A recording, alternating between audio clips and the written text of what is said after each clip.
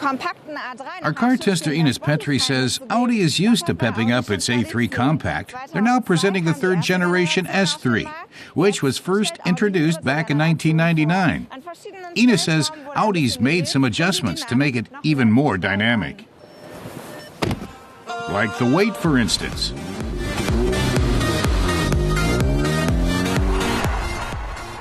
Aluminum components make the car 17 kilos lighter in front than its predecessor. Overall, the new S3 weighs 60 kilos less than the old model, yet puts out 26 kilowatts, or 35 horsepower more power. We're testing the version with the 6-speed S-tronic transmission. The driver can also shift gears using the rocker switches on the steering wheel. Greater power and less weight make for more dynamic handling. So does the sports car chassis, set 2.5 centimeters lower than the regular one, putting the driver closer to the road. At the back, 4 oval chrome-plated exhaust pipes are integrated into the diffuser. At high speeds, the rear roof spoiler steps up contact pressure on the rear axle.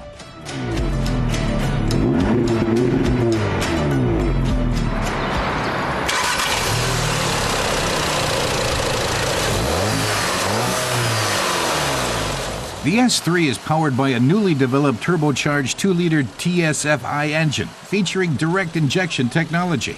Compared with its predecessor, the motor is smaller and 5 kilos lighter.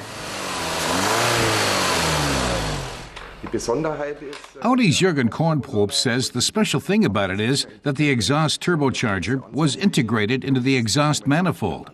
He explains that the boost pressure is 1.2 bar, which helped lower fuel consumption to 6.9 liters per 100 kilometers, according to the EU norm cycle. That's 1.5 liters less than on the previous model.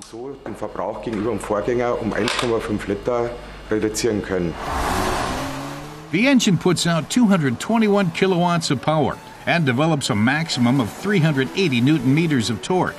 The S-tronic dual-clutch transmission rockets the S3 from 0 to 100 kilometers an hour in just 4.8 seconds. Modern thermal management ensures that fuel is burned in a way that's more efficient and environmentally friendly. And the sound of the S3's engine is truly seductive.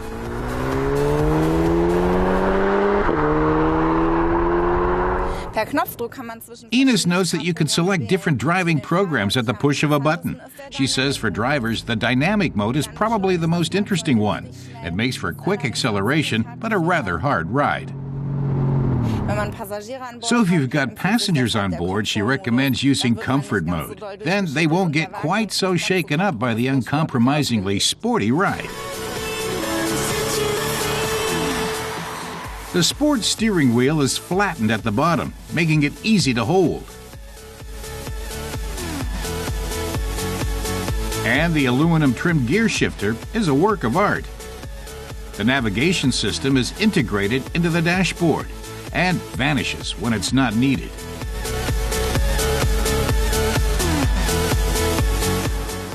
The S3 also impresses with its sense of spaciousness.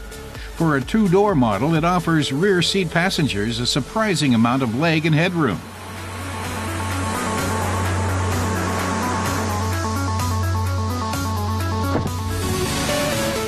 But the nicest place to be in an S3 is in the driver's seat. And here, Audi offers another innovation: progressive steering.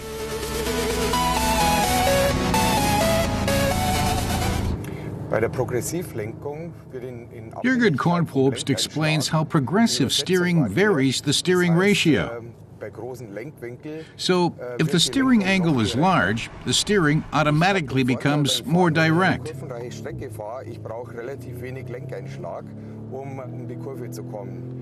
In comparison to other vehicles, this means when driving around curves, he only needs to perform tiny steering motions.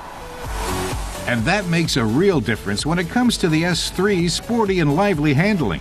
A sensor also monitors drivers' steering behavior and recommends taking a break if they're not paying enough attention to the road. So what's Ines's verdict? She says the S3 combines practicality with driving pleasure. With its technical finesse and 91 more kilowatts of power, it more than outruns the most powerful A3 in Audi's stable. And Ines looks forward to Audi's four-door S3 Sportback, which should prove even more practical.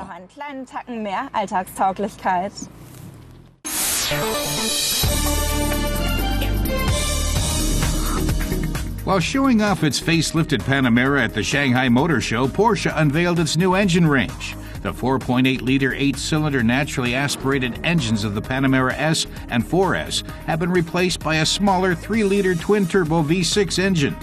That enables the sport sedan to use 20% less fuel, but gives it 15 kilowatts more power and ups its torque by 20 newton-meters. Mercedes-Benz Trucks presents the new Arocs. The heavy-duty truck, often used on construction sites, is available in a range of different axle and drive configurations, from a dual-axle model with rear-wheel drive to a 4-axle 8-wheeler with all-wheel drive. The Arocs shares its engine with the new Actros, the street model for Mercedes-Benz Trucks. All the trucks conform to the Euro 6 emission standard that goes into effect in 2014.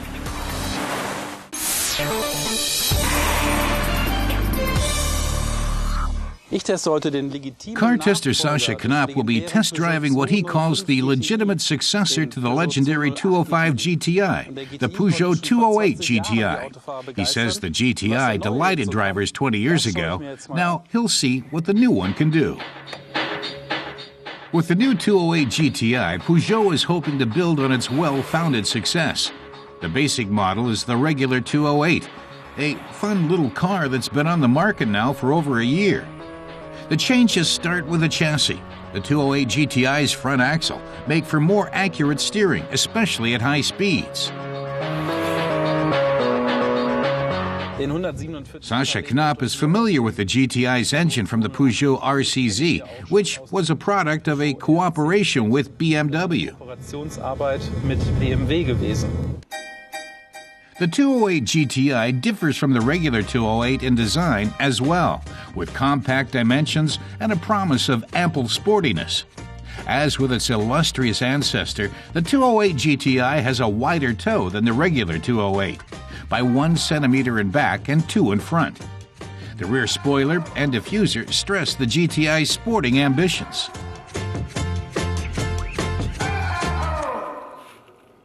Sascha points out that the GTI's 147 kilowatt gasoline-powered engine is 15 kilowatts stronger than the VW Polo's GTI's.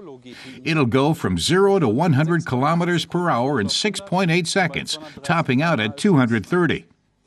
At speeds like that, of course, the CO2 emissions not so green. The 208 GTI has plenty of cargo space for its size, at least enough to accommodate 1 or 2 suitcases. Sascha says the interior is also sporty and stylish. He especially likes the colored plastic trim. The same colors show up in the door handles too. A nice detail is the aluminum pedal pads. The dashboard is covered with imitation leather, a touch of luxury in the Peugeot's all-round sporty feel. Sascha lists the Peugeot 208 GTI rivals, the VW Polo GTI, the Opel Corsa OPC, the Citroën DS3 in its racing version, and the Renault Clio RS. In terms of technical data, the Peugeot 208 GTI has little to fear from its competition, even if its fuel consumption, rated at 5.9 liters per 100 kilometers, is a bit optimistic. After all, a GTI is meant to be driven like a sports car. In terms of performance, the Peugeot 208 GTI has a lot to offer, and starting at 22,900 euros in Germany, it's the best priced car of its kind. Sascha says going at 180 kilometers an hour, the wind is so loud that it really bothers him. Even so, his general impression is a positive one. All the specs are in order, and the price is right.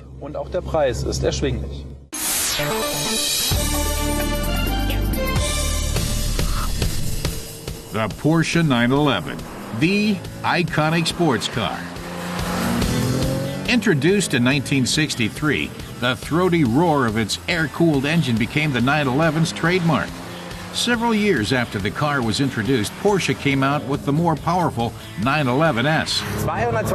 Our test driver says it could hit 220 kilometers an hour and go from 0 to 100 in under 7 seconds, a real sensation. He notes that a lawyer deemed such performance criminal. In the 1960s, many Germans bought their first cars and started hitting the highway. Most of the vehicles couldn't begin to keep pace with the racy 911. The car's performance and handling often overwhelmed ordinary drivers. Christoph Bauer says because the motor is located behind the rear axle, the car tends to oversteer. Occasionally, the rear end comes out of a curve first, which is why the driver's handbook includes the warning, "Not suited for beginners." But he says this just made the car more attractive. Creating cars with unique handling is a Porsche tradition, as are the two auxiliary seats in the back. The 356, Porsche's first series production model, was as good at transporting families as it was at taking sharp curves. The prototype for its successor, the 911, followed the same basic concept. Its rear engine made for good traction, whether on slippery surfaces or on the racetrack. Even today, the 911 still uses a rear-mounted engine.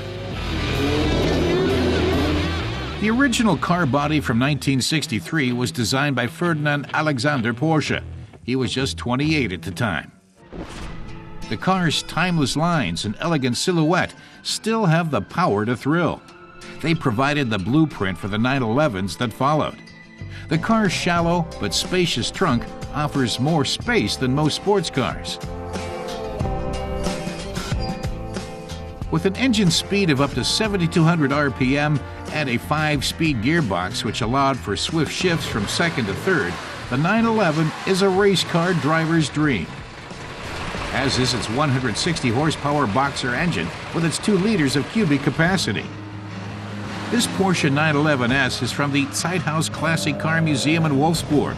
With its top speed of 220 kilometers per hour, the 911S was Germany's fastest series production car, a true milestone in automotive history. Our test driver says it's so raw and sporty, and with the tachometer in the middle, you know what's important. He feels the car's sporty agility really kicks in from 4,000 RPM, and that's fun. After the first test drives, car journalists praised the 911S for the sum of its extraordinary parts. These included things like its excellent performance and good workmanship.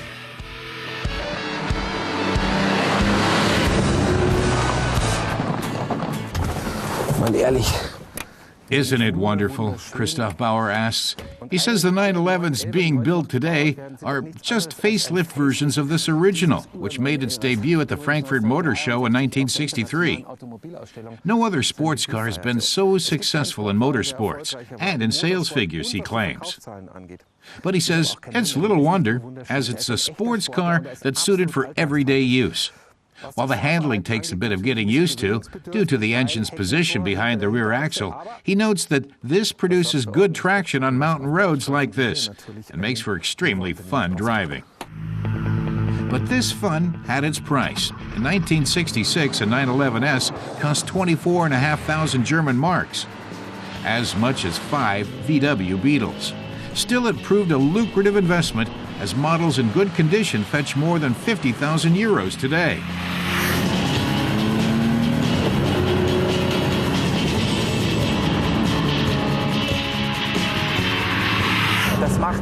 The way this car is propelled from behind puts a smile on our tester's face. He says that while the 6-cylinder engine only boasts 160 horsepower, it's just wonderful to feel that power behind you.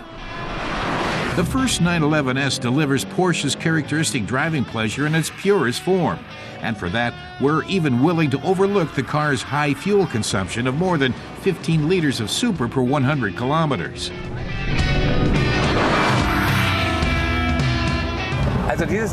Christoph says this Porsche has everything he wants in a car. It looks fabulous, is suited to everyday use, is comfortable, yet sporty and dynamic. He thinks you can do anything with it. bring the kids to school, go shopping, and tear up Italian mountain passes. Does it get better than this, he asks? He also likes that the car isn't a diva like many of its era. As one of the few super sports cars, the first 911S, like its successors, is as good for everyday driving as it is on the racetrack. So it's only fitting that the car from Zuffenhausen has become one of the world's best-loved sports cars.